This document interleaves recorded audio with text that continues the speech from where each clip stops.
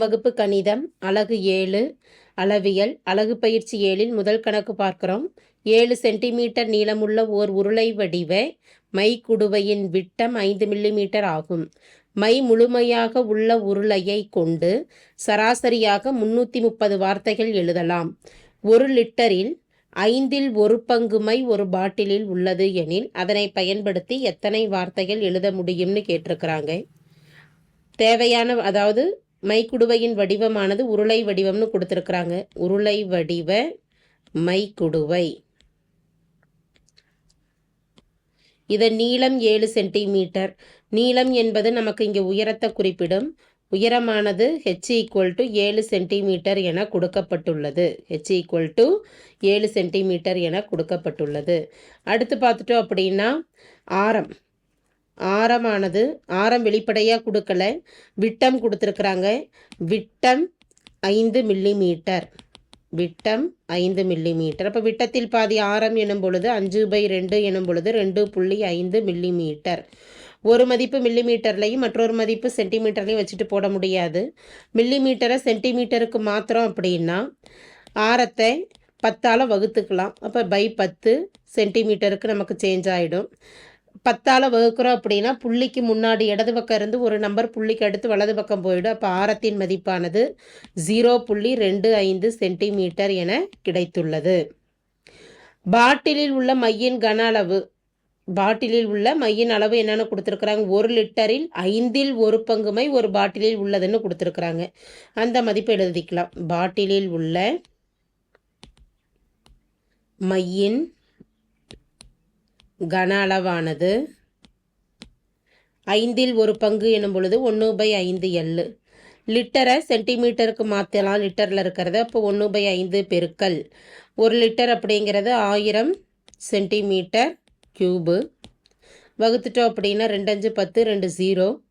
1/5 Lன் மதிப்பானது 200 centimetre cube என கிடைத்துள்ளது.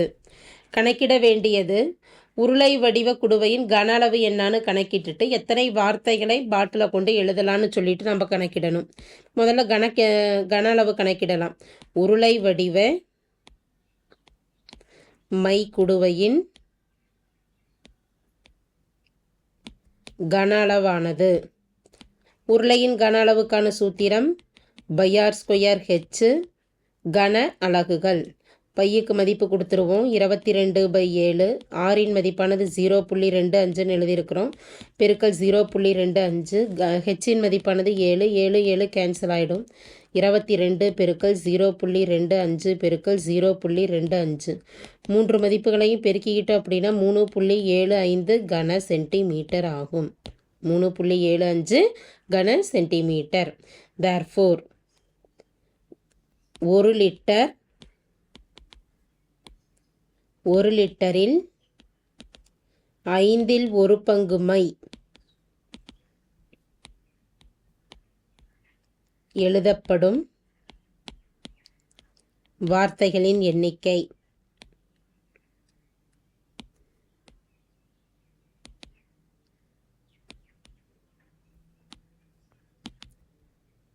ஒரு உருளை வடிவத்திலிருந்து 330 வார்த்தைகள் எழுதப்படுது.